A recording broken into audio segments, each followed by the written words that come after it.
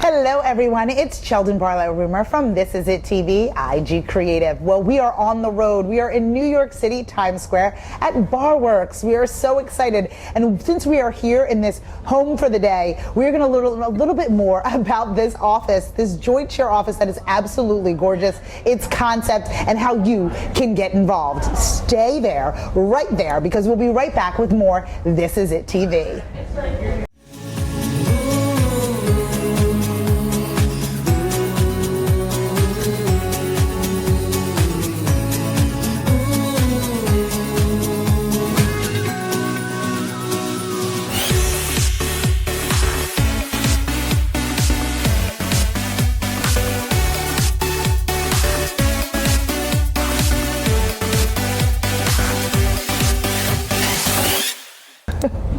Hello, how are you? Hello, how are you today? I am so good. I am so good. Tell me a little bit more about Barworks. Sure. Barworks is an evolution, an evolution of an evolution, where we are changing how people work because people have changed how they work. Right, well, in the old days, you know, you take your resume, you go to a corporation, you apply, you get a gig. But you didn't have to worry about the workspace, the infrastructure. Now more people are contractors, more people are doing their own networking. For sure. So they have to find physically different venues to work. Excuse me. No worries.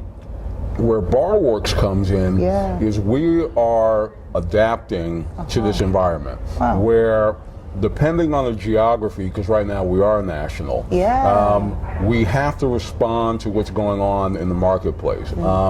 In a place like San Francisco, where we have an office right now, you're talking about more of a tech community. Right. So we're right now very closely examining, okay, how do we make this more conducive to a tech community? Right. But it all comes down to one thing, that you have to have an environment where people can do their business cost effectively. Right. Boom. And that's where we come in. Oh, I love that. I love that. Now, talk to me about the environment itself, because this is not just a traditional office space, right? This was once what?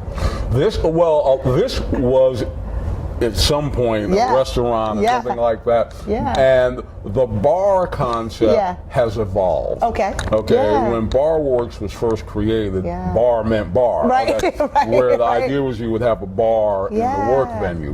What we found is, quite frankly, that wasn't that big of a draw to certain people. Some people really liked it. Others, what people liked was the notion of a hub within the building. Now that could be a coffee bar, that could be a juice bar. It didn't have to be alcohol. Fair. See what I mean? Yeah, no, absolutely. So the bar concept evolved, and right now we're beginning to partner with coffee and juice companies for that reason, because you create a different kind of hub within the building. Oh, I love that. So all different types of businesses, and I think that what is interesting, I mean, as us as an independent business ourselves, we travel a lot, you know, trying to find locations to kind of set up shop, whether it be long-term or short-term, and being able to meet other people and network at the same time. It sounds like that's along the philosophies of Barworks as well. Well, also, you're doing that, and as a company, you're managing your space differently. One of the things that's evolved is we are thinking much more like retailers, and I'll explain that. Whereas before, the initial premise was you make your money selling revenue. Selling membership. Now we're taking the same approach that the supermarket takes. Like, okay, we have all this square footage. How many transactions can we get out of a square foot? How much commerce can we generate in the square footage? Now that means, you know, finding more services for your members, where they'll see the value of paying for those additional services. You're not going with the static model of here's your membership, here's the key. Here's your chair. Exactly. Go for it. No. We're doing much more of that. And again, as part of that, we're trying to find out what kinds of services people, marketing, for example. A lot of independent contractors, that's where they hit a wall. They don't understand how do they market themselves. How do they break through? We're giving a lot of thought to, okay, how do we help with that? We've rethought the whole networking premise. How do you get people networking? Well, one of the things you find out in the middle of the workday when people are jamming, they don't feel like networking. Okay? I'm working. I'm in the zone. So I'm in the zone. How do you accommodate that? These are all the things that we've become much more open-minded and mature about as we've been growing up. So not just four walls, not just four walls, not just a chair, not just a cubicle. It's about providing you with that overarching service that can help your business grow. Correct. You're creating a venue where a person can come in cost effectively and conduct business. Period. That's really what it comes down to. Even large companies are looking at these models because if you're an advertising agency, for example, you have huge swings where you suddenly have to bring on 30 freelancers. You don't want to have to rent 30,000 square feet for all that. To accommodate those additional people that might be transient or might be temporary. So you, an environment like this gives you more flexibility. And so there are a lot of moving parts to it. So the additional flexibility, the additional services, which I think is wonderful, and then location. Well, location is key. And which is why, if you pull back the screen in terms of how we operate daily, I work very closely with our real estate broker. Very closely. I work very closely with our contractor. Because at the end of the day, we are a real estate company. Okay, we're selling real estate. Okay, so we have to manage it like a real estate company. And again, it comes back to the whole thing of how do you maximize your square footage? Okay, how do you give people maximum value for what they're paying for? How do you configure the space so it's most conducive to people working? We think like I think like a real estate developer. I have to. You have no choice. And when you talk about real estate, you are going to the biggest cities in and throughout this country, We're multiple locations here in New York. I don't know when this will air. Right now we have 3 open in New York. A 4th that's going to open within a couple of weeks. Building out 3 others in New York. A Miami location that will be open within a few weeks. Literally, I was on the phone about that moments ago. So, San Francisco is open, and we're now getting the residual paperwork issues out of the way with that. Las Vegas is being built out. So we now have to act like a grown-up company. Okay, and so dealing with a lot of the issues. For sure. And grew fairly quickly, right? Well, it's interesting.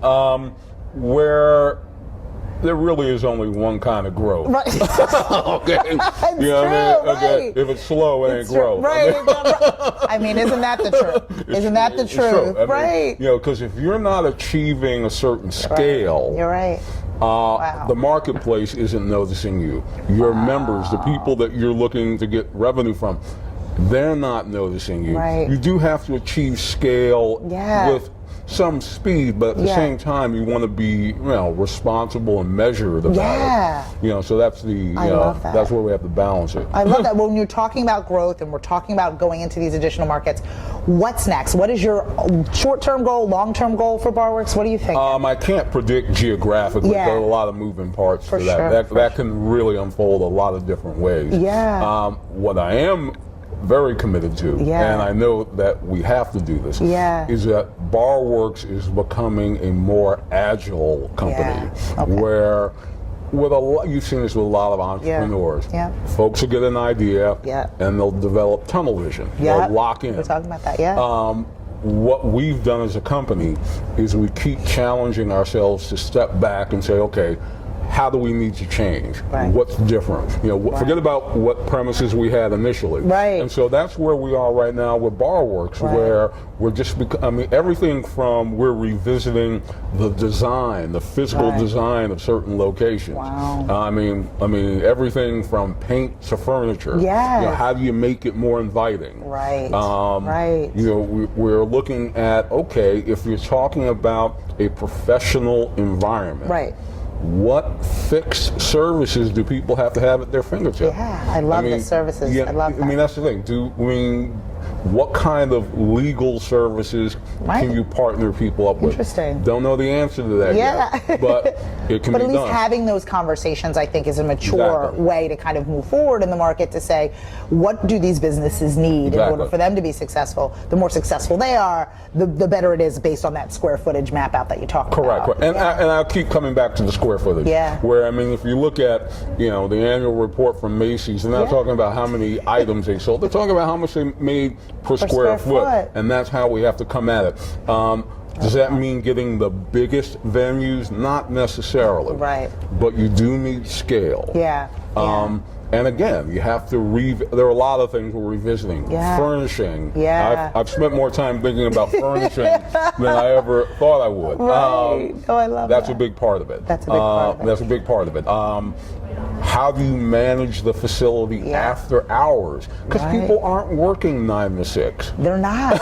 They're not anymore. Those traditional hours are kind of gone, right? Exactly. So how do you manage it? So these are all part. Which I love. Yeah. And I love that you're thinking outside of the box and growing and at the same time being very, very steady and really focusing on what we need as business owners, which I think is super, super important. So if there are business owners that are out there that are interested in finding a unique space that caters to them and the services that they need, where would they find more information on Barworks? Well, they go to barworks.us. Okay. And at that point, you're going to see a growing menu of options. One of the things we're doing now that we're national, it's creating the ability for people to be national members. Yes. If you're going between New York and San Francisco on business, well, guess what? We can accommodate you in both those places. Wow. If you're going between New York and Miami on business, we can accommodate you there as well. Oh, I love that. So I guess if I had to boil it down, I would tell, business people of all sizes, not just small. Come to barworks.us and check us out.